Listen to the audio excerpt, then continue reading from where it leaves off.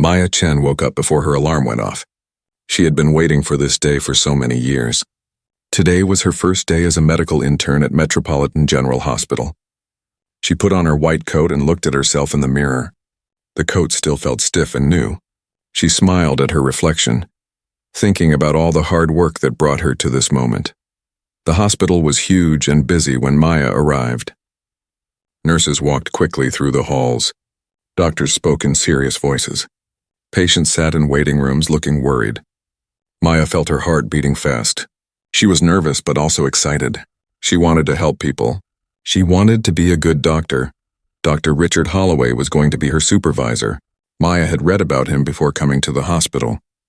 He was famous in the medical world. He had worked as a heart doctor for 30 years. He had written many important articles. Other doctors respected him. Maya felt lucky to learn from someone so experienced. When Maya met Dr. Holloway that morning, he seemed professional and confident. He was a tall man with gray hair and expensive glasses. He wore a perfectly clean white coat. He shook her hand firmly and told her to follow him on his morning rounds. Morning rounds meant visiting all the patients to check on them. They visited several patients that morning. Dr. Holloway was kind and patient with most of them. He listened carefully when they talked about their problems. He explained things in ways they could understand. He smiled and made jokes to help them feel comfortable.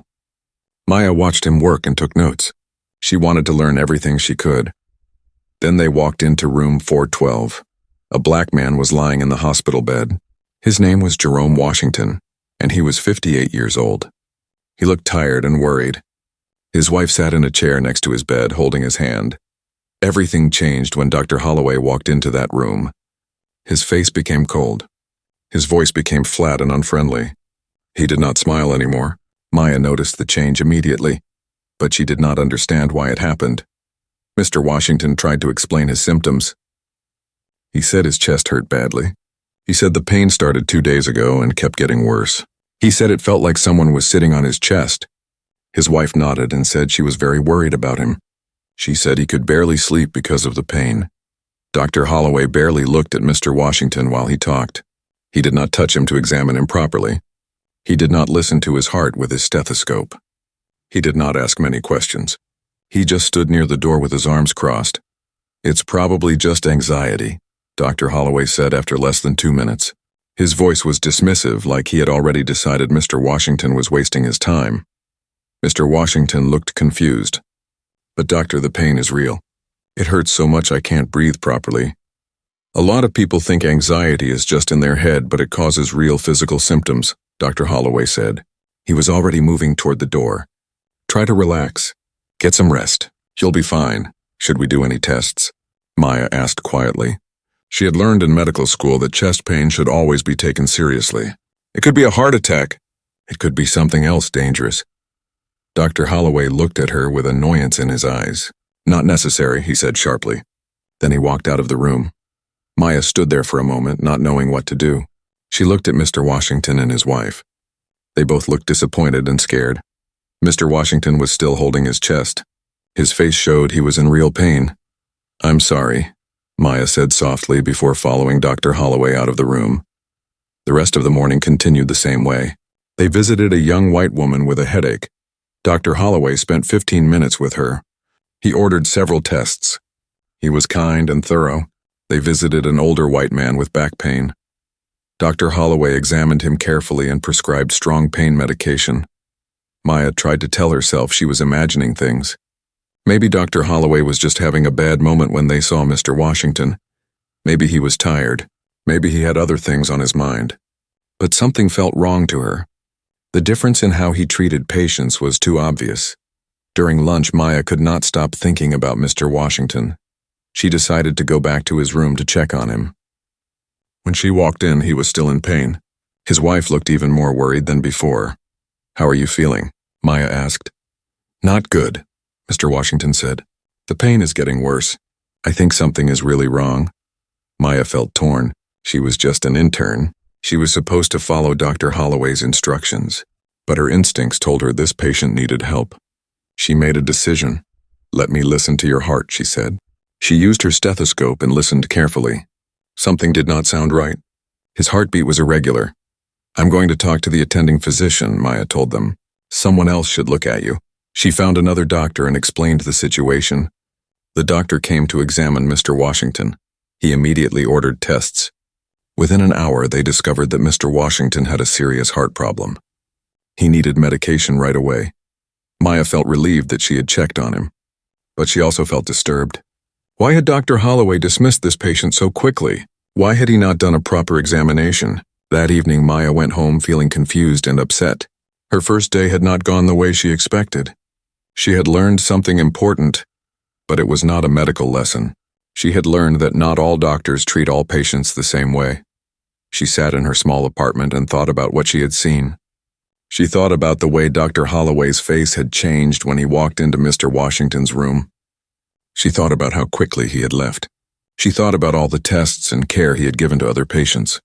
Maya opened her laptop and started reading articles about bias in medicine.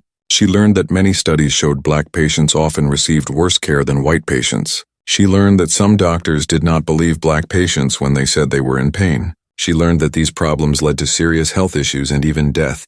She felt sick to her stomach. Could this really be happening at her hospital? Could a respected doctor like Richard Holloway be treating patients differently because of their race? Maya did not want to believe it. She wanted to think she was wrong. She wanted to think there was another explanation. But deep down she knew what she had witnessed. And she knew this was only her first day. She lay in bed that night, unable to sleep. She kept seeing Mr. Washington's face in her mind. She kept hearing his voice saying the pain was real. She kept thinking about what might have happened if she had not gone back to check on him. Maya had become a doctor to help people. She had studied for years. She had worked hard. She had dreamed of making a difference. But now she faced a difficult truth. Sometimes the biggest danger to patients was not disease. Sometimes it was the doctors themselves. As she finally fell asleep, Maya made a promise to herself. She would pay attention. She would watch carefully. And if what she suspected was true, she would find a way to do something about it. She just did not know yet what that something would be. 2 weeks passed since Maya's first day at the hospital. Every day she watched Dr. Holloway work. Every day she saw the same disturbing pattern. It was not just one bad day. It was not her imagination. The way he treated patients was clearly different based on the color of their skin. When Dr. Holloway saw white patients, he was the perfect doctor. He smiled warmly at them. He asked them many questions about their symptoms. He took his time during examinations. He explained treatment options carefully. He made sure they understood everything before leaving their rooms. He ordered whatever tests they needed. He prescribed proper medication for their pain. But when Dr. Holloway saw black or brown patients, he became a different person. His voice turned cold. His face showed no warmth. He rushed through examinations or skipped them completely. He questioned whether patients were telling the truth about their pain. He often said their problems were not serious. He rarely ordered the tests they needed. He avoided prescribing strong pain medication, even when patients clearly needed it. Maya started keeping notes on her phone. She wrote down the name of each patient, their race, their symptoms, and how Dr. Holloway treated them. The evidence became clearer every day. She felt sick every time she watched him dismiss someone's real pain and suffering. One afternoon, Maya was having lunch in the hospital cafeteria. Another intern named James Rodriguez sat down at her table. James was in his second month at the hospital. He looked tired and stressed. "How's it going with Dr. Holloway?" James asked. Maya hesitated. She did not know if she could trust James, but she needed to talk to someone. "Can I ask you something?" Maya said quietly. "Have you noticed anything strange about how he treats different patients?" James looked around to make sure no one was listening. He leaned forward and spoke in a low voice. "You mean how he treats black patients like garbage?" James said. "Yeah, I noticed. Everyone notices. But nobody talks about it." Maya felt a mix of relief and anger. Relief that she was not crazy. Anger that others knew and did nothing. "Why doesn't anyone report him?" Maya asked. James laughed bitterly. "People have tried. 3 residents before us tried to report his behavior. 1 got fired. The hospital said she was not performing well, but everyone knew the real reason.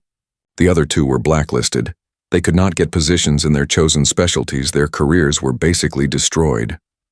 How can he get away with that? Maya asked. His brother-in-law is on the hospital board of directors, James explained. Dr. Holloway has protection at the highest level. The hospital makes a lot of money from his reputation. They're not going to do anything that hurts their golden boy. Maya felt her hands shaking. She felt angry and helpless at the same time. So we just have to watch him hurt people? Maya asked. James shrugged sadly. I'm sorry, I know it's wrong, but I have student loans to pay. I can't afford to lose my career. I have a family to support. Maya understood, but she also felt disappointed. She finished her lunch in silence. That evening, Maya was doing her rounds alone. She liked to check on patients at the end of her shift to make sure they were okay. She walked into Mr. Washington's room. He was still in the hospital because his heart condition required monitoring, but something was very wrong. Mr. Washington was sweating heavily. His face looked gray. He was clutching his chest and breathing hard. His wife was crying and pressing the call button over and over. What's happening? Maya asked, rushing to his bedside. The pain came back, Mrs. Washington said through tears. It's worse than before. He can't breathe properly. We've been calling for help, but no one came. Maya's training kicked in. She looked at the monitors next to his bed. His heart rate was dangerously irregular. His blood pressure was dropping. She immediately recognized the signs. He was having a heart attack. I need help in room 412, Maya shouted into the hallway. Call a code. Everything happened very fast after that. Nurses and doctors rushed into the room. They put Mr. Washington on a stretcher and ran toward the emergency surgery area. Maya followed them, her heart pounding. She held Mrs. Washington's hand as they waited outside the operating room. Hours later, a surgeon came out. He looked exhausted but relieved. He's going to make it, the surgeon said. But it was close, very close. If you had not found him when you did, he would have died. Maya felt her legs go weak. She sat down hard on a chair in the waiting room. Mrs. Washington hugged her and cried with relief and gratitude.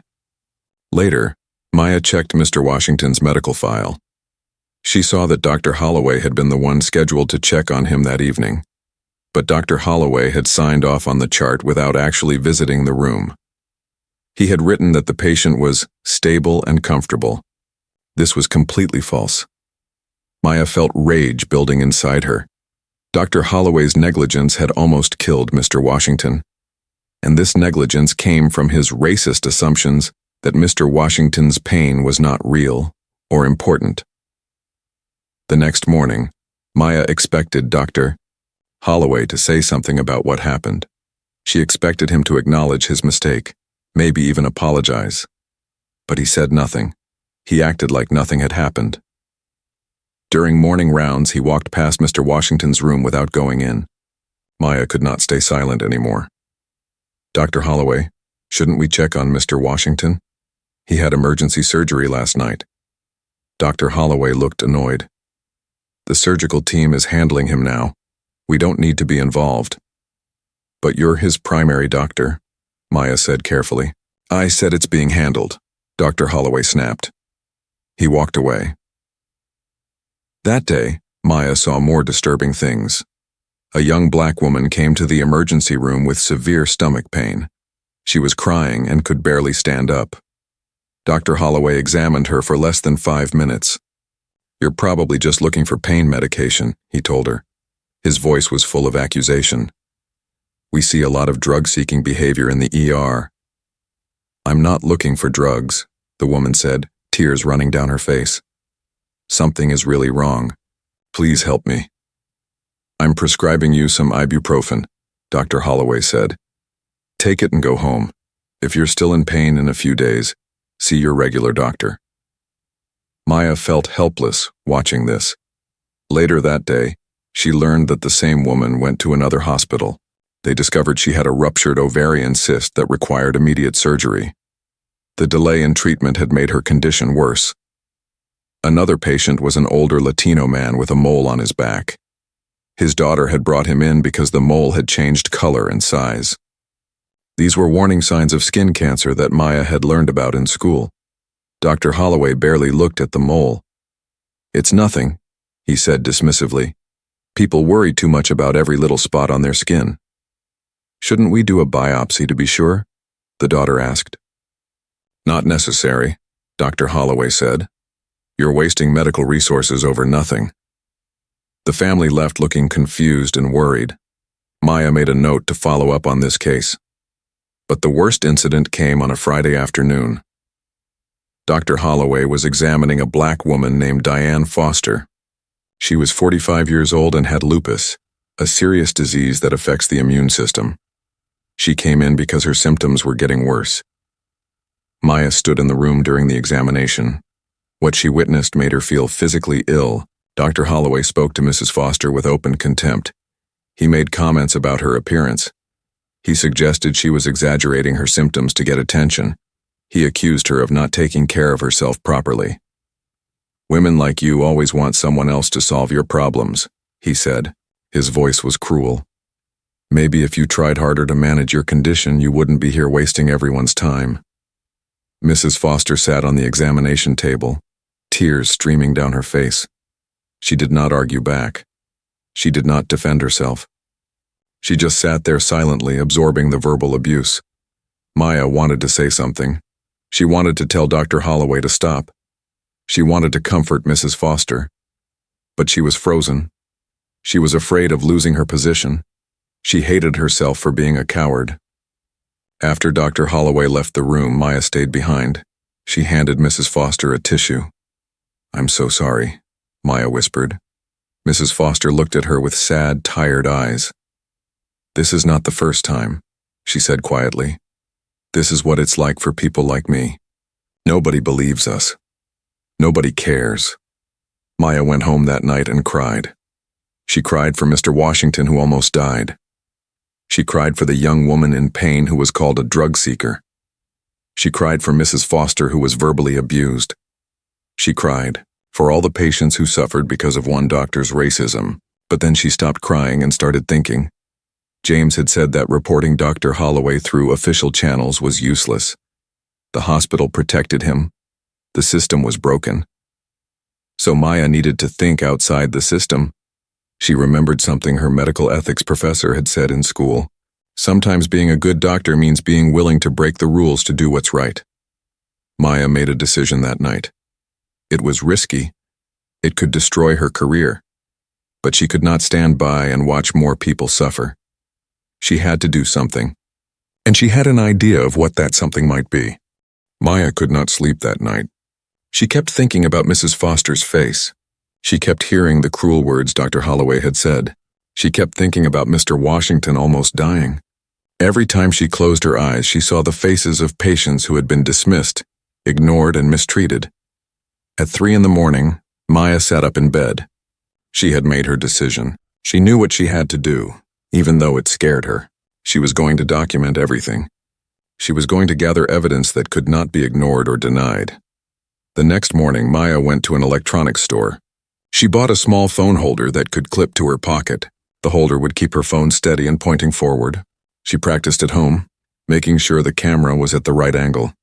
She tested the video quality and the sound. Everything needed to be clear. Everything needed to be perfect. Maya felt nervous as she got ready for work. What she was planning to do could get her fired. It might even be illegal. But she kept thinking about all the patients who had suffered. She kept thinking about the patients who would suffer in the future if nothing changed. That gave her courage. On Monday morning, Maya started recording. She kept her phone in her coat pocket with the camera lens pointing out. The phone holder worked perfectly. Nobody could tell she was recording. Her white coat hid everything. The first day of recording showed exactly what Maya expected. Dr. Holloway was kind and thorough with white patients. He was cold and dismissive with black and brown patients. Having video evidence of this pattern made Maya feel both vindicated and sad. She was right about what was happening, but being right about something so terrible did not feel good. Over the next 3 weeks, Maya recorded dozens of patient interactions. She was very careful. She only recorded when she was supposed to be in the room with Dr. Holloway. She did not record any private moments or conversations. She focused only on documenting how he treated patients differently. Some of the footage was heartbreaking. One video showed a black man who had been in a car accident. He was in obvious pain from his injuries. Dr. Holloway barely examined him and prescribed only mild pain medication. "You people have a high pain tolerance," Dr. Holloway said casually. "You don't need the strong stuff." The man looked confused and hurt by this comment, but he was in too much pain to argue. Another video showed a Latina woman who brought her elderly mother to the hospital. The mother had fallen and hurt her hip. The daughter spoke English with an accent. Dr. Holloway became impatient with her immediately. "Does your mother even have insurance?" he asked rudely. "This hospital is not a charity." The daughter showed him insurance cards, but Dr. Holloway had already made up his mind. He ordered minimal tests and sent them home quickly. Later, Maya learned that the elderly woman's hip was actually fractured. The injury got worse because of the delayed treatment. The most damning footage was of Mrs. Foster. She had returned to the hospital because her lupus symptoms were getting worse. Maya had been dreading seeing her again, knowing what would happen. Dr. Holloway's treatment of Mrs. Foster was even worse than before. He spoke to her with obvious disgust. He made racist comments about her appearance, saying her skin looked unhealthy and poorly maintained. He accused her of faking her symptoms for attention. "You're a hypochondriac," Dr. Holloway told her. "There's nothing wrong with you that a little exercise and self-discipline wouldn't fix. Stop wasting my time and this hospital's resources." Mrs. Foster tried to explain that her lupus made exercise difficult. She tried to tell him about her worsening symptoms, but Dr. Holloway cut her off. "I don't want to hear excuses," he said coldly. "Take some vitamins and stop complaining."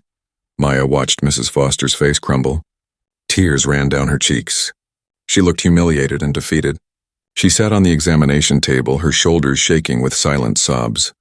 Maya's phone captured everything: the cruel words, the dismissive attitude, Mrs. Foster's tears. The whole terrible interaction was recorded. After Dr. Holloway left the room, Maya turned off her phone's recording. She went to Mrs. Foster and put a gentle hand on her shoulder. "I'm so sorry," Maya said softly. Mrs. Foster looked up at her with devastated eyes. "Why does he hate me so much? What did I do to deserve this?" "You did nothing wrong," Maya said firmly. "Nothing at all. He's the one with the problem, not you." "Nobody will believe me if I complain," Mrs. Foster said. "He's a famous doctor. I'm nobody. Who would listen to me?" Maya felt her resolve harden. "Someone will listen," she said. "I promise you that." That night, Maya went home and reviewed all her footage. She had hours of video now. She had documented a clear pattern of racist behavior and medical negligence. The evidence was undeniable, but now came the hard part. What should she do with this evidence? Maya thought about going to the hospital administration, but she remembered what James had told her. The hospital protected Dr. Holloway. His brother-in-law was on the board. Other people had tried reporting him before, and their careers had been destroyed. She thought about going to the state medical board. But that process could take months or even years. In the meantime, Dr. Holloway would continue harming patients. Maya did not want to wait that long. She also had to think about the patients. She had recorded them without their knowledge or permission. Was that wrong? Would they be upset if they knew? Maya struggled with these questions. But then she thought about Mr. Washington almost dying. She thought about the woman with the ruptured ovarian cyst being called a drug seeker. She thought about Mrs. Foster being verbally abused. These people deserve justice. They deserve to have their stories told. Maya decided to reach out to someone she trusted. She remembered a professor from medical school named Dr. Sarah Kim. Professor Kim had taught a class on medical ethics. She had talked a lot about social justice in healthcare. She had encouraged her students to speak up when they saw wrongdoing. Maya found Professor Kim's email and wrote a careful message. She did not give too many details. She just said she had witnessed serious ethical violations at her hospital and needed advice. She asked if they could talk. Professor Kim responded within hours. She said she now worked for an organization called Medical Justice Alliance. The organization investigated medical discrimination and advocated for better patient care. She invited Maya to meet her the next day. Maya felt nervous as she drove to the meeting. She brought her phone with some of the video footage on it. She had chosen the most clear examples of discriminatory treatment. Professor Kim met her at a small coffee shop far from the hospital. She was a kind-looking woman in her 50s with warm eyes and a serious expression. Thank you for reaching out, Professor Kim said. Tell me what's been happening. Maya told her everything. She talked about Dr. Holloway's pattern of treating black and brown patients differently. She talked about Mr. Washington's heart attack. She talked about Mrs. Foster being verbally abused. She explained that she had been secretly recording these interactions. Professor Kim listened carefully. Her face grew more serious as Maya talked. Can I see the footage? Professor Kim asked. Maya showed her several videos on her phone. Professor Kim watched in silence. When the video of Mrs. Foster played, Professor Kim's eyes filled with tears. This is horrific, Professor Kim said quietly. This doctor should not be allowed to practice medicine. I don't know what to do with this evidence, Maya said. I'm scared of losing my career. But I'm more scared of doing nothing while patients continue to suffer. Professor Kim thought for a long moment. She looked at Maya with respect and sympathy. What you've done is incredibly brave, Professor Kim said. But you're right to be scared. Whistleblowers often face serious consequences. We need to think carefully about the best way to use this evidence. They talked for 2 hours. Professor Kim explained different options. They could go through official channels, but that would likely be slow and might not work. They could go to the media, but that was risky and could backfire. There's a journalist I know, Professor Kim finally said. His name is Marcus Thompson. He works for a national news organization that specializes in investigative reporting about healthcare. He's exposed medical discrimination before. He knows how to verify evidence and protect sources. Will he want to do a story about this? Maya asked. If the evidence is as strong as what you've shown me, absolutely, Professor Kim said. This is exactly the kind of story that needs to be told. But you need to understand something, Maya. Once this story goes public, there's no taking it back. Your life will change. There will be consequences. Maya thought about this. She thought about her career and her future. She thought about the risks. But then she thought about Mrs. Foster crying. She thought about all the patients who had suffered and would continue to suffer. I understand the risks, Maya said, but I have to do this. It's the right thing to do. Professor Kim reached across the table and squeezed Maya's hand. Then let's make sure we do it right. Over the next week, Maya worked with Professor Kim to organize the evidence. They selected the clearest, most powerful examples of discriminatory treatment. They documented the medical outcomes that resulted from Dr. Holloway's negligence. They gathered patient information and medical records to support the video evidence. Marcus Thompson was not what Maya expected.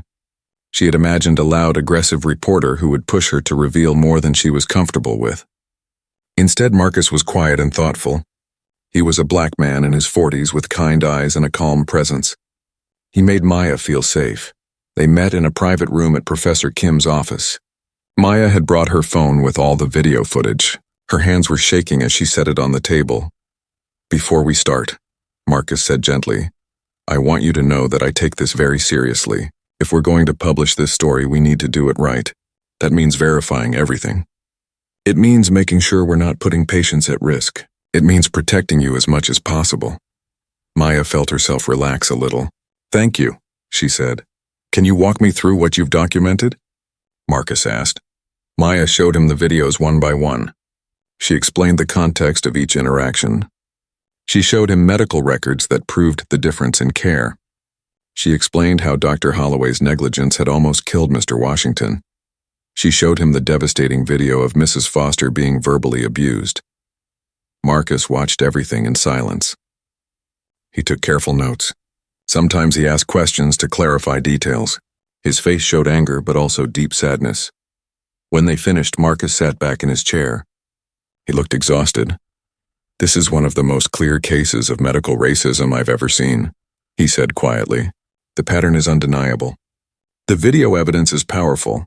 This story needs to be told. What happens next? Maya asked. I need to verify everything, Marcus explained. I'll need to confirm that Dr. Holloway is really who you say he is. I'll need to verify his position at the hospital. I'll need to research his history. And most importantly, I need to contact some of these patients to get their permission to share their stories. Will that put them at risk? Maya asked worriedly. I'll be very careful, Marcus promised. I won't contact anyone without thinking through the consequences. And nobody will be identified in the story unless they want to be. Over the next 2 weeks, Marcus did his research. He confirmed Dr. Holloway's position at Metropolitan General Hospital. He discovered that Dr. Holloway had been sued twice before for medical malpractice, but both cases had been settled quietly, with non-disclosure agreements. He found other former patients who were willing to share their stories of discriminatory treatment. Marcus also reached out to Mrs. Foster. He explained that there was video evidence of how she had been treated. He asked if she would be willing to have her story told publicly. Mrs. Foster was quiet for a long time when Marcus showed her the video. Tears ran down her face as she watched herself being verbally abused by Dr. Holloway. "I didn't realize how bad it was," she said softly. "When you're in that moment, you just try to survive it. You don't really see it from the outside. Would you be willing to let people see this?" Marcus asked. "Your name would be included. Your face would be visible. I won't do it without your permission." Mrs. Foster thought about this for a long time. Finally, she nodded. "Yes," she said firmly. "People need to see what happens to us. They need to see that this is real. If my humiliation can help stop this from happening to other people, then it's worth it." Marcus also got permission from Mr. Washington to share his story. Mr. Washington was grateful that Maya had saved his life and wanted others to know about Dr. Holloway's dangerous negligence. 3 weeks after their first meeting, Marcus told Maya that the story was ready to publish. The news organization's lawyers had reviewed everything. The facts had been verified. The patients had given permission. Everything was ready. "When will it go live?" Maya asked. "Monday morning," Marcus said. "Are you ready for this?" Maya took a deep breath. "As ready as I'll ever be." "Once this story breaks, your life is going to change," Marcus warned her. "The hospital will try to identify who leaked the footage. They might figure out it was you. You need to be prepared for that." "I know," Maya said. "But I can't worry about that now. This needs to happen." That weekend felt endless. Maya could barely eat or sleep. She kept checking her phone, waiting for Monday morning. She thought about all the ways this could go wrong. She thought about what the hospital might do to her. She thought about Dr. Holloway's anger when he found out. But she also thought about Mrs. Foster's tears. She thought about Mr. Washington almost dying. She thought about all the patients who would be protected if Dr. Holloway was stopped. That gave her strength. Monday morning arrived. Maya woke up at 6 a.m. and checked her phone. The story was not published yet. She got ready for work slowly, trying to act normal even though her heart was racing. At 8 a.m., her phone buzzed. It was a message from Professor Kim. "The story is live." Maya opened the news website on her phone. There it was, the headline in big bold letters. "Hidden camera footage reveals racist treatment of black patient by renowned doctor." The article was detailed and powerful. Marcus had written it carefully, laying out all the evidence. The article included several short video clips showing Dr. Holloway's discriminatory behavior. The longest clip was of his interaction with Mrs. Foster. The article explained the medical consequences of his negligence, including Mr. Washington's heart attack. Maya read the entire article while sitting in her car in the hospital parking lot. Tears ran down her face. Seeing everything laid out so clearly made her realize just how serious this was. This was not just about one bad doctor. This was about a system that allowed him to harm people for years without consequences. She wiped her tears and walked into the hospital. She had to act normal. She had to pretend she knew nothing about the story. It was the hardest thing she had ever done. By 9 a.m., the hospital was buzzing with the news. Everyone had seen the article. Everyone was talking about it. Nurses whispered in corners. Doctors spoke in hushed voices. Administrative staff looked panicked. Maya kept her head down and tried to work normally. But it was impossible to ignore what was happening around her. By noon, the story had gone viral. It had been shared thousands of times on social media. People were using the hashtag #JusticeForDianeFoster to share the story. The video of Dr. Holloway verbally abusing Mrs. Foster had been viewed millions of times. The comments online were overwhelming. Medical professionals shared their own experiences with racist colleagues. Patients shared stories of being dismissed and mistreated. Civil rights organizations issued statements demanding action. Politicians called for investigations. Maya watched all of this happen on her phone during her lunch break.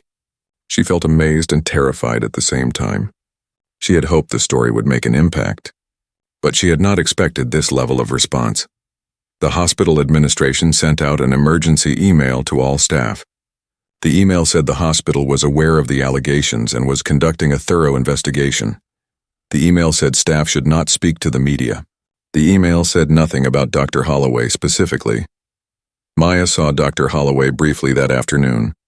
He looked angry and stressed. He was on his phone constantly. He snapped at nurses and ignored everyone else. Maya stayed out of his way. By the end of the day, the story was on national television news. Major networks were covering it. Medical experts were being interviewed about racism in healthcare. The footage of Mrs. Foster was being shown repeatedly. Her tears and Dr. Holloway's cruel words were now being seen by millions of people. Maya drove home in a daze. She turned on the television and saw her story on 3 different news channels. She saw Mrs. Foster being interviewed, speaking bravely about her experience. She saw civil rights leaders demanding justice. She saw protesters already gathering outside Metropolitan General Hospital. Her phone rang. It was Professor Kim. "Are you okay?" Professor Kim asked. "I think so," Maya said. "I just can't believe how big this has gotten." "The video of Mrs. Foster is especially powerful," Professor Kim said. "People can see exactly what happened. They can see the racism with their own eyes. There's no way to deny it or explain it away." "What happens now?" Maya asked. "Now we wait," Professor Kim said. "The hospital will have to respond. The medical board will have to investigate. Public pressure is going to force them to act." "Do you think they'll figure out I recorded the videos?" Maya asked nervously. "Maybe," Professor Kim said honestly. "But even if they do, you're protected by whistleblower laws. And with this much public attention, it would be very risky for them to retaliate against you. The last thing they need is another scandal." Maya hung up and sat in silence. She thought about the choice she had made. She thought about the risk she had taken. She thought about all the consequences that might still come. But then she thought about Mrs. Foster on television, speaking her truth to the world. She thought about Mr. Washington, alive because Maya had checked on him. She thought about all the future patients who would be protected because Dr. Holloway would finally face consequences. Maya had started her medical career wanting to help people. She had thought that meant treating their physical illnesses, but she had learned that sometimes helping people meant fighting against the system itself. Sometimes it meant taking risks. Sometimes it meant standing up even when you were scared. The story was out now. The evidence was public. The world was watching, and nothing would ever be the same again. Maya did not sleep that night. She kept refreshing news websites, watching the story grow bigger and bigger. She saw the hashtag Justice for Diane Foster trending worldwide. She saw celebrities sharing the video. She saw medical organizations issuing statements. She saw protesters planning demonstrations at hospitals across the country. She had lit a match, and now the fire was spreading in ways she could never have imagined. All she could do now was watch and wait to see what would happen next. Tuesday morning came with chaos. Maya arrived at the hospital to find news vans parked outside. Reporters were everywhere trying to interview staff members and patients. Security guards were struggling to keep them away from the entrance. Protesters had gathered with signs demanding justice. They chanted slogans like "Black Lives Matter in Healthcare" and "Fire Dr. Holloway now." Some protesters were former patients who had their own stories of discrimination. Others were activists who had traveled from other cities to join the demonstration. Maya walked through the crowd with her head down, trying not to be noticed. Her heart was pounding. Inside the hospital, the atmosphere was tense. Nurses spoke in worried whispers. Doctors avoided eye contact with each other. Everyone seemed afraid of saying the wrong thing.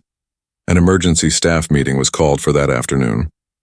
Every doctor, nurse, and administrator was required to attend. Maya sat in the back of the large conference room, trying to be invisible. The hospital's chief executive officer, a man named Robert Hayes, stood at the front. He looked tired and stressed. His expensive suit could not hide how uncomfortable he was.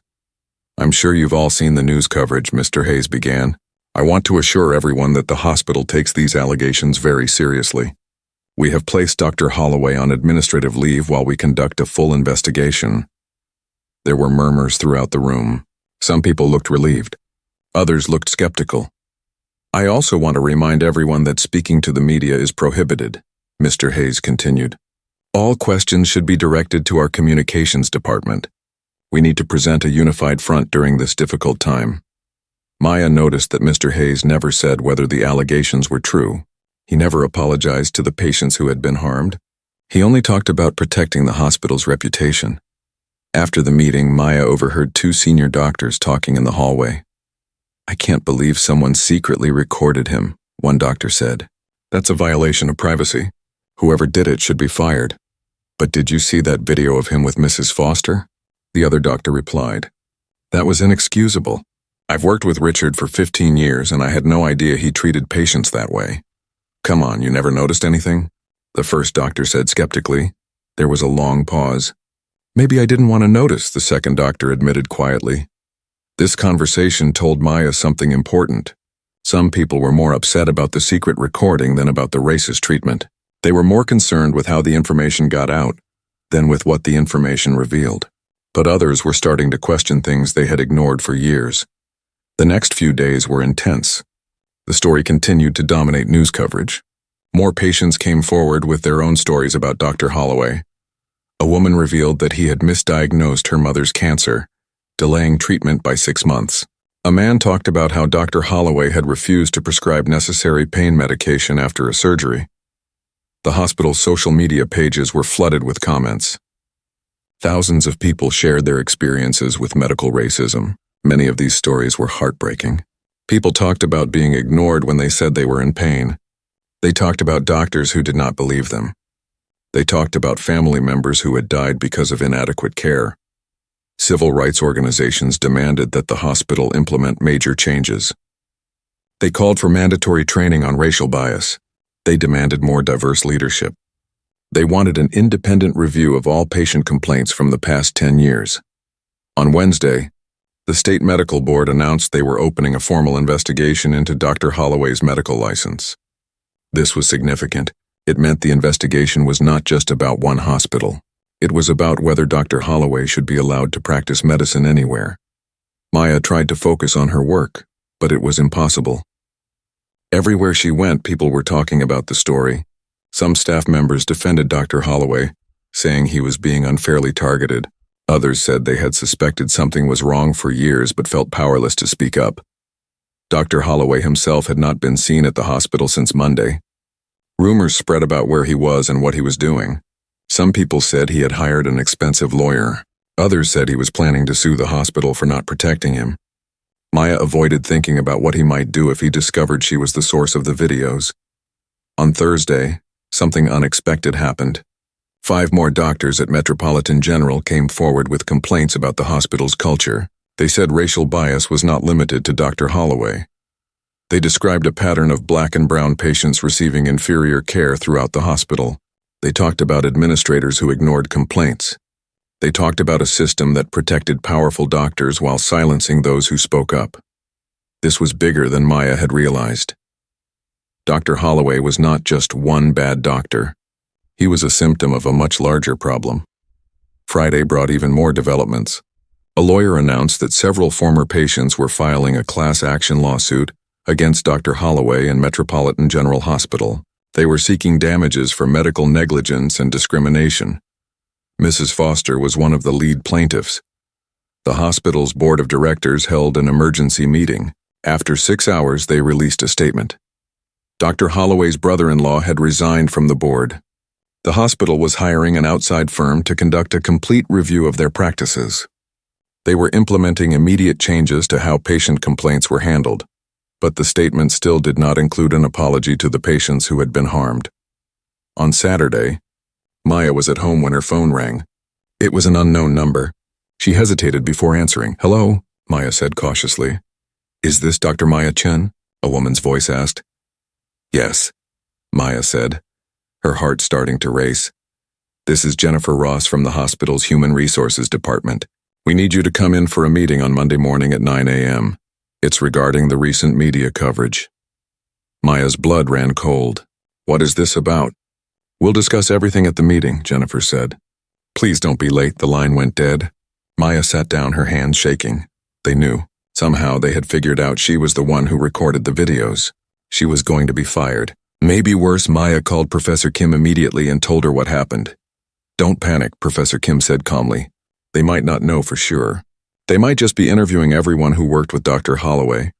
But even if they do know it was you, you're protected by whistleblower laws. They can't legally retaliate against you for exposing illegal conduct. But they can make my life miserable, Maya said. They can destroy my career in other ways. Not with the whole world watching, Professor Kim said. Right now there's so much attention on this story. If they fire you or punish you in any way, it will become another scandal. They're already in crisis mode. They can't afford more bad publicity. Maya wanted to believe this, but she was terrified. She spent the weekend trying to prepare for the meeting. She reviewed whistleblower protection laws. She thought about what she would say. She barely slept. Monday morning arrived too quickly. Maya dressed carefully in professional clothes. She walked into the hospital with her head held high, even though she felt like she might throw up. The Human Resources office was on the 3rd floor. Maya had never been there before. She checked in at the front desk and was told to wait. She sat in an uncomfortable chair, watching the clock tick slowly. Finally, Jennifer Ross came out. She was a stern-looking woman in her 50s. With her was the hospital's chief legal counsel, a man named David Park. "Dr. Chen, thank you for coming," Jennifer said in a formal voice. "Please follow us." They led her to a small conference room. Maya sat down at a long table. Jennifer and David sat across from her. The atmosphere was tense. "Dr. Chen," David began, "we're conducting interviews with all staff members who worked closely with Dr. Holloway. We're trying to understand what happened and how these videos were obtained." Maya's mouth was dry. "I understand," she managed to say. "We've reviewed the footage that was released to the media," Jennifer said. The videos were clearly taken by someone wearing a white coat. The angle suggests they were filmed from a coat pocket. The videos show multiple interactions over several weeks. They were building their case. They were showing her that they knew exactly how the videos were made. "Do you have any information about how these videos were obtained?" David asked, looking directly at Maya. This was the moment. Maya could lie. She could deny everything, but she was tired of hiding. She was tired of being afraid. "Yes," Maya said, her voice stronger than she felt. "I recorded them. I witnessed Dr. Holloway treating patients differently based on their race. I saw him provide inadequate care that put patients in danger. I documented it because reporting through official channels has failed in the past." There was silence in the room. Jennifer and David looked at each other. "Do you understand that recording people without their consent may violate privacy laws?" David said. "I understand there may be legal questions," Maya replied. "But I also know that exposing illegal medical practices is protected under whistleblower laws. Dr. Holloway was committing medical negligence based on racial discrimination. Patients were being harmed. Someone had to do something." Jennifer leaned forward. "Dr. Chen, you understand that you've created an enormous public relations crisis for this hospital. The board is very unhappy. There are people who want you terminated immediately. And there are laws that protect me from retaliation," Maya said, trying to keep her voice steady. David sighed. "Yes, there are. Which is why we're in a difficult position. The lawyers have advised us that firing you right now would likely result in another lawsuit and more negative publicity. But make no mistake, Dr. Chen, your actions have consequences." Maya looked at both of them. "So have Dr. Holloway's actions. So have the hospital's actions in protecting him for years. My career might suffer, but patients were dying. I couldn't just stand by and do nothing." The meeting continued for another hour. They asked her detailed questions about when and how she made the recordings. They warned her not to speak to the media. They made it clear she was not welcome at Metropolitan General anymore. But in the end, they could not fire her. The risk was too great. Instead, they offered her a deal. She would be transferred to a different hospital in the same health system. She would complete her internship there. In exchange, she would sign an agreement not to make any more public statements about Dr. Holloway or Metropolitan General. Maya refused to sign. "I won't lie about what happened," she said firmly. "But I won't go looking for media attention either. I just want to finish my training and become a good doctor." They were not happy with this, but they had no choice. Maya left the meeting exhausted but relieved. She still had her career, at least for now. As Maya walked out of the hospital that day, she saw the protesters still gathered outside. Someone had brought flowers and laid them at the entrance in memory of patients who had died from inadequate care. TV crews were still filming. Maya understood that this was far from over. The investigation would continue. The lawsuits would take years. The hospital would fight to protect itself. Dr. Holloway would fight to save his reputation, but something fundamental had changed. The secret was out, the evidence was public, and people were paying attention in a way they never had before. That was what Maya had hoped for. That was why she had taken the risk. And now finally there might be a chance for real change. 2 months passed after the footage went viral. Maya had transferred to St. Mary's Hospital on the other side of the city to complete her internship. The new hospital was smaller and less prestigious than Metropolitan General, but Maya did not mind. She was just grateful to still have a career. During those 2 months, the story continued to develop. The state medical board worked quickly, pushed by intense public pressure. They interviewed dozens of former patients. They reviewed years of medical records. They examined all the complaints that had been filed against Dr. Holloway over his career. What they found was damning. The pattern of discriminatory treatment went back more than 15 years. There were at least 40 documented cases where Dr. Holloway had provided inadequate care to Black and brown patients. Several of these cases had resulted in serious harm or death. The board had received complaints before, but they had been dismissed or minimized. Dr. Holloway's reputation and connections had protected him, but not anymore. On a cold morning in late January, the medical board held a hearing. The hearing was open to the public and the room was packed. Maya sat in the back watching. Mrs. Foster was there, sitting in the front row with her husband. Mr. Washington was there too, looking healthy and strong. Dr. Holloway sat at a table with his lawyers. He looked older than Maya remembered. His face was gray and tired. He kept his eyes down, avoiding looking at anyone. One by one, patients testified about their experiences. A woman talked about how Dr. Holloway had dismissed her chest pain as anxiety. She had a heart attack 2 days later. A man described how Dr. Holloway had accused him of faking his back injury to get pain medication. The injury had gotten worse without proper treatment, and now he could barely walk. Mrs. Foster spoke last. She stood up slowly and faced the medical board. Her voice was quiet but strong. Dr. Holloway made me feel like I was worthless, she said. He treated me like my pain did not matter. He spoke to me with contempt and disrespect. For a long time, I blamed myself. I thought maybe I was exaggerating my symptoms. Maybe I was being too sensitive. But then I saw the video of what he did to me, and I realized that it was not my fault. He was the one who failed. He failed as a doctor. He failed as a human being. There was complete silence in the room. Some people were crying. The medical board deliberated for 3 hours. When they returned, the head of the board read their decision. We find that Dr. Richard Holloway engaged in a pattern of discriminatory conduct that violated his medical oath and endangered patients. His actions constitute gross medical negligence and professional misconduct. Therefore, we are revoking his medical license permanently. He is prohibited from practicing medicine in this state or any other state. The room erupted in applause. Mrs. Foster hugged her husband, tears streaming down her face. Mr. Washington stood up and cheered. Maya felt tears in her own eyes. It was really happening.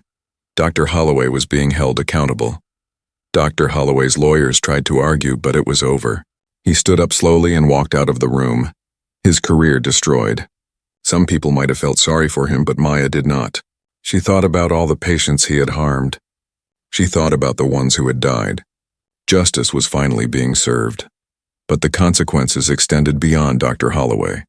The investigation into Metropolitan General Hospital revealed serious systemic problems. The hospital administration had received numerous complaints about Dr. Holloway over the years. They had ignored them all. They had protected him because he brought prestige and money to the hospital. 3 senior administrators were forced to resign. The hospital board underwent major changes. Several board members stepped down under pressure. The hospital agreed to pay a large settlement to former patients who had been harmed by Dr. Holloway's negligence.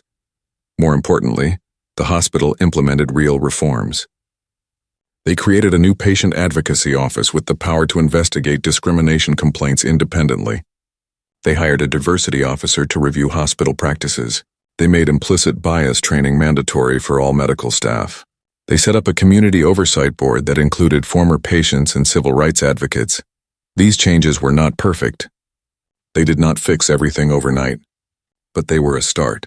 And other hospitals across the country watched what happened and started making their own changes. Nobody wanted to become the next Metropolitan General. Maya's role as the whistleblower eventually became public knowledge. A reporter tracked her down and wrote a story about her. At first, Maya was terrified. She thought this would end her career for sure, but the response surprised her. Medical organizations praised her courage. The American Medical Association gave her an award for ethical leadership. Medical students wrote to her, thanking her for showing them what it means to stand up for what is right. Even some of the doctors who had criticized her at first reached out to apologize. "I should have spoken up years ago," one older doctor told her. "I saw what Dr. Holloway was doing, but I convinced myself it was not my business. You were braver than all of us." Mrs. Foster became a powerful advocate for medical justice. She started speaking at conferences and medical schools. She shared her story to help other patients recognize discriminatory treatment. She taught them how to advocate for themselves. She worked with lawmakers to create stronger protections against medical discrimination. "What happened to me was terrible," Mrs. Foster told an audience at a medical conference. "But something good came from it. People are finally listening. They're finally taking this seriously. And that's because one brave young doctor decided to document the truth." Mr. Washington fully recovered from his heart attack. He sent Maya a card every month, thanking her for saving his life. "You saved me twice," he wrote in one card. Once in the emergency room, and once by making sure that doctor could never hurt anyone else. The criminal investigation into Dr. Holloway took longer. Prosecutors had to decide if his actions constituted criminal negligence or if they were just civil matters. Eventually, they decided not to file criminal charges. This disappointed many people, but the civil lawsuits moved forward. Dozens of former patients sued Dr. Holloway. The cases were settled out of court for undisclosed amounts. Dr. Holloway lost most of his wealth paying these settlements. His reputation was destroyed. His name became synonymous with medical racism. Maya finished her internship at St. Mary's Hospital. She applied for residency positions, worried that her whistleblower status would hurt her chances. Instead, she received offers from multiple programs. Several program directors specifically said they wanted doctors with her integrity and courage. She accepted a residency at a hospital that focused on serving underserved communities. It felt like the right fit. She wanted to spend her career helping patients who had been marginalized and ignored by the medical system. On her first day of residency, Maya's supervisor was a Black woman named Dr. Angela Moore. Dr. Moore had been practicing medicine for 20 years. She had her own stories of facing discrimination and fighting for better patient care. "I heard about what you did," Dr. Moore told Maya. "That took real courage, but I want you to know something. What you did was important, but it was just the beginning. The fight for equality in healthcare does not end with one viral video or one corrupt doctor losing his license. It's work we have to do every single day." "I understand," Maya said. "I'm ready to do that work." Dr. Moore smiled. "Good, because we need more doctors like you. We need people who will speak up. People who will fight for their patients even when it's hard. People who understand that medicine is not just about treating disease. It's about treating people with dignity and respect no matter who they are." Maya thought about her journey over the past year. She had started as an idealistic intern who just wanted to help people. She had been forced to confront ugly truths about the medical system. She had taken enormous risks to do what she thought was right. And somehow she had survived. The footage she had recorded had been viewed hundreds of millions of times around the world. It had sparked conversations about racism in healthcare in dozens of countries. Medical schools now used her case as a teaching example. Policymakers referenced it when proposing new laws. It had become a turning point in how people thought about medical discrimination. But for Maya, the most important outcome was simpler. Patients like Mrs. Foster and Mr. Washington had gotten justice. Dr. Holloway could never harm anyone again. And maybe, just maybe, some future patients would receive better care because the system had been forced to change. 6 months into her residency, Maya was invited to speak at a national medical conference. She stood at the podium, looking out at hundreds of doctors and medical students. She felt nervous but determined. "I'm often asked if I regret what I did," Maya began. "People want to know if it was worth the risk. If I would do it again, and my answer is always the same. I had no choice. When you witness injustice, when you see people being harmed, you have a responsibility to act. That's what being a doctor means." She paused and looked around the room. Medicine is supposed to heal.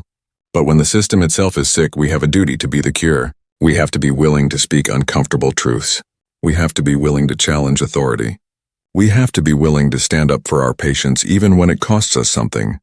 What happened with Dr. Holloway was not an isolated incident. Racism in healthcare is real. It's widespread. It kills people every single day. We can't fix it by pretending it does not exist. We can't fix it by being silent. We fix it by having the courage to document it, expose it, and demand change. I was just an intern with a smartphone. I did not have power or influence. But I had evidence, and I had a choice. I could protect my career, or I could protect patients. I chose patients, and I would make that same choice again no matter the cost. The room erupted in applause. Many people stood up. Maya saw tears on some faces. She saw determination on others. She saw young medical students looking at her with hope in their eyes. After the speech, a young black medical student approached Maya. She looked nervous but excited. "Thank you for what you did," the student said. "I've experienced racism from doctors before. I've been dismissed when I said I was in pain. And I always wondered if I was imagining it or being too sensitive. But your video proved that it's real. It validated my experience. And it made me want to become a doctor myself, so I can be the kind of doctor that patients like me deserve." Maya felt her eyes fill with tears. This was why she had done it. This was what made all the risk and fear worthwhile, not the awards or the recognition. But this, one person feeling validated, one person feeling inspired, one person deciding to become part of the solution. "Thank you for telling me that," Maya said. "And please never let anyone make you doubt yourself. Your pain is real. Your experiences are valid. And we need you in this profession.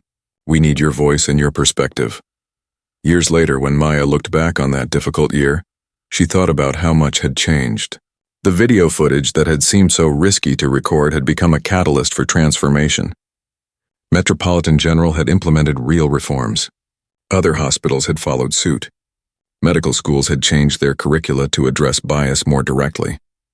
The conversation about racism in healthcare had gone mainstream, but Maya also knew that the work was far from finished. Racism in healthcare did not disappear because of one viral video. Systemic change takes time. It takes sustained effort. It takes constant vigilance. She continued to speak out about medical discrimination. She trained new doctors on how to recognize their own biases. She advocated for policies that would protect patients and whistleblowers. She treated her own patients with the dignity and respect that everyone deserves. And sometimes, when she was having a particularly hard day, Maya would think back to that moment in Mr. Washington's hospital room on her very first day. She remembered seeing the dismissive treatment. She remembered feeling confused and troubled. She remembered making the choice to go back and check on him. That choice had changed everything. It had started a chain of events that had exposed corruption, saved lives, and sparked a movement. And it all began with one person deciding that silence was not an option. Maya had learned that being a good doctor was about more than medical knowledge. It was about moral courage. It was about standing up for what was right, even when it was hard. It was about using whatever power you had, even if it was just a smartphone in your pocket, to protect those who could not protect themselves. She had started her medical career wanting to heal people.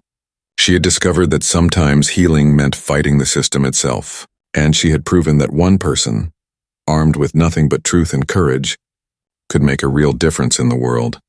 The footage might have sparked global outrage, but the real victory was quieter and deeper. It was in every patient who received better care because a doctor had learned to check their biases. It was in every medical student who learned that speaking up was part of their oath. It was in every hospital that changed its policies to protect patients. And it was in Maya herself, who had learned that doing the right thing was never easy, but it was always worth it. She had paid a price for her courage, but she had also gained something invaluable. She had become the kind of doctor she had always wanted to be. The kind of doctor the world needed. The kind of doctor who would always put patients first no matter what.